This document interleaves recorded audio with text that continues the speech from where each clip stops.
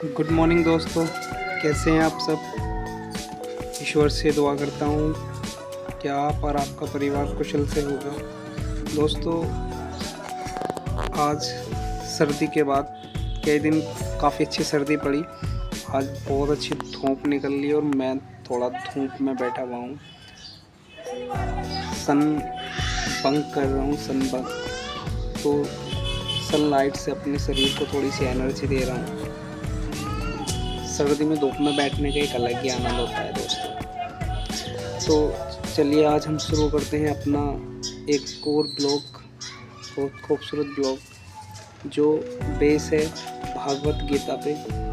गुरु ब्रह्मा गुरु विष्णु गुरु देवो महेश्वराय गुरु साक्षात परब्रह्म तस्मै श्री गुरुवे नमः। अथेत तप सत्वसी कुर्ते मधोगम गमासिते सर्वकर्म फल त्यागे तत् कुरुवे यतात्मवान। अर्थात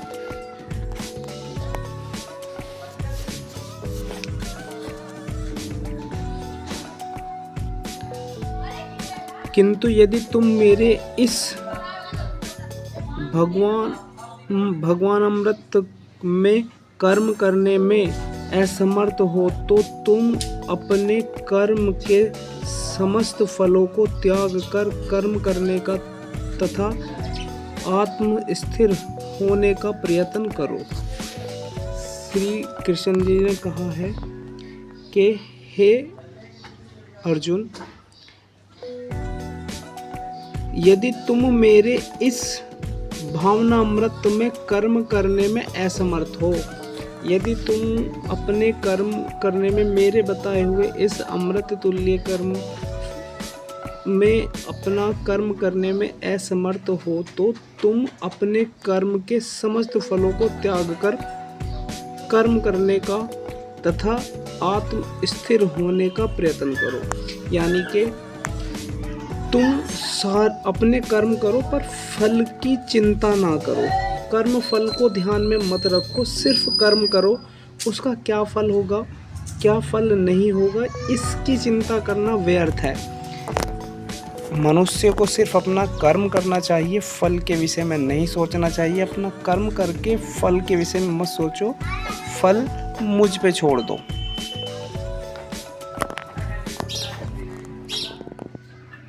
श्रेहि ज्ञानम अभ्यासते ज्ञानात्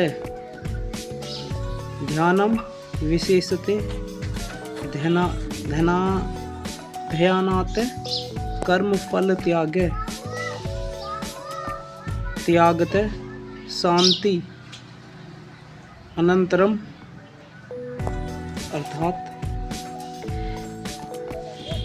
यदि तुम यह अभ्यास नहीं कर सकते तो ज्ञान के अनुशीलन में लग जाओ।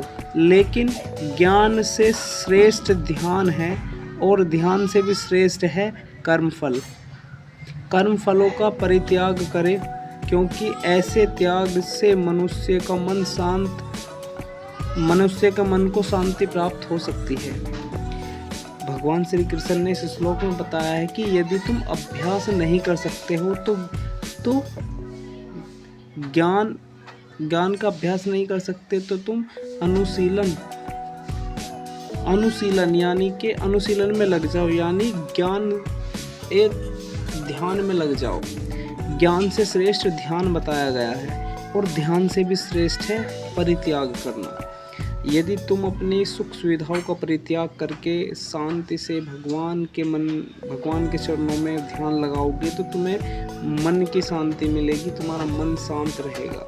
इस श्लोक में यह श्री कृष्ण ने मनुष्य के लिए कहा है कि हे मनुष्यों, हे अर्जुन, स्पेशली अर्जुन को माध्यम बनाकर श्री कृष्ण ने सभी मनुष्यों के लिए ये कहा है कि यदि तुम कर्म फल का परित्याग करते हो, सिर्फ कर्म करो, फल की चिंता ना करो, उस फल का परित्याग कर दो तो तुम्हारा मन शांत हो जाएगा। क्योंकि मन शांत रहेगा जब तुमने परित्याग कर दिया किसी कार्य को करने के लिए, उसका फल का ही त्याग कर दिया, तो तुम निस्वार्थ भाव से सेवा कर सकते हो, निस्वार्थ भाव से भक्ति कर सकते हो।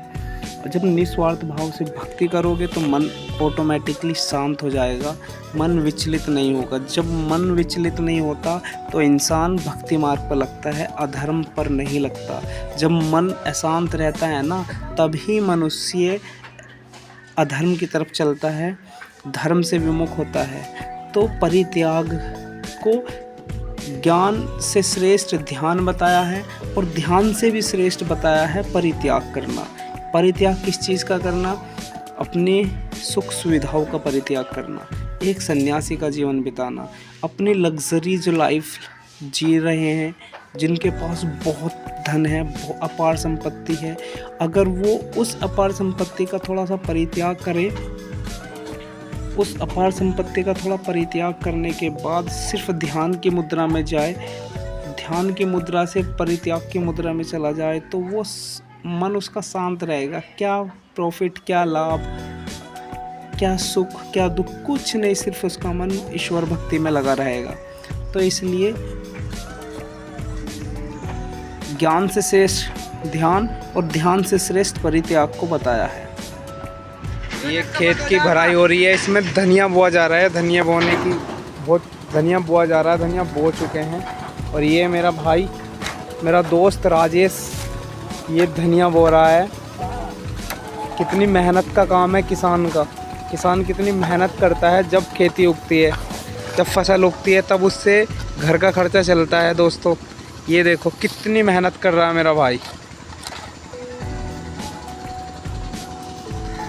राजेश भाई थोड़ा सा ऊपर को देखना, इधर को। हाँ, हाई कर दो एक बार। हाय। ये विक्ट्री चिन्ह दिखा दिया राजेश भाई ने, क्योंकि मेहनत से ही सब कुछ है। मेहनत करेंगे तो हमें ईश्वर उसका फल भी देगा। बस अगर फल की चिंता करेंगे और मेहनत नहीं करेंगे तो हमें कुछ नहीं मिलेगा। देखो ये वाला भरा, आगे वाला भर चुका है, ये वाला भरा जा रहा है, वहाँ तक ये पूरा होएगा जहाँ तक ये पानी जा रहा है। देखो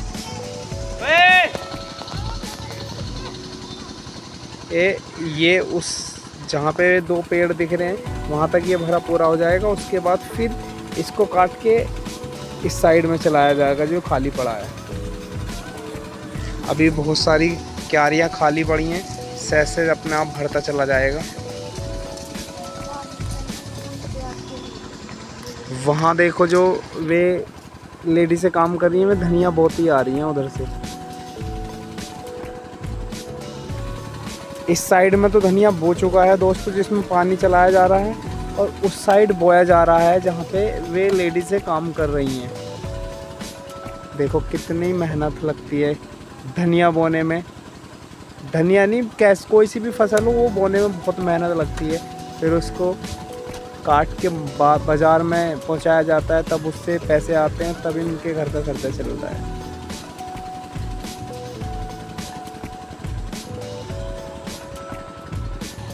दोस्तों देखो इस रास्ते से मैं आया था घूमने के लिए। जब मैं घूमने आ रहा था तो मैंने देखा मेरा भाई खेत में काम कर रहा है, क्यों ना अपने भाई का इस अच्छा सा वीडियो ही बनाया जाए। और ये जो आपको ये फसल दिख रही है ना, ये खेती, ये जूम हो रहा है, मैं इसको थोड़ा, ये जो फसल दिख रही है आपको, ये हल्दी है। ये कब खुदेगी राजेश भाई हल्दी जो है? हल्दी अभी तैयार नहीं हुई है। और जो हमने उधर अपने जो टंकी पे हमारे बो रखी है, वे सूख गई हैं, वे क्या करें? अरे तो बहुत बड़ी हो रही थी, अब बड़ी हो रही थी, सूख गई वे तो।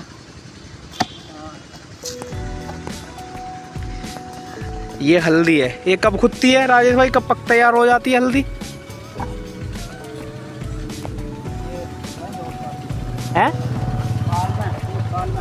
1 साल में पूरे।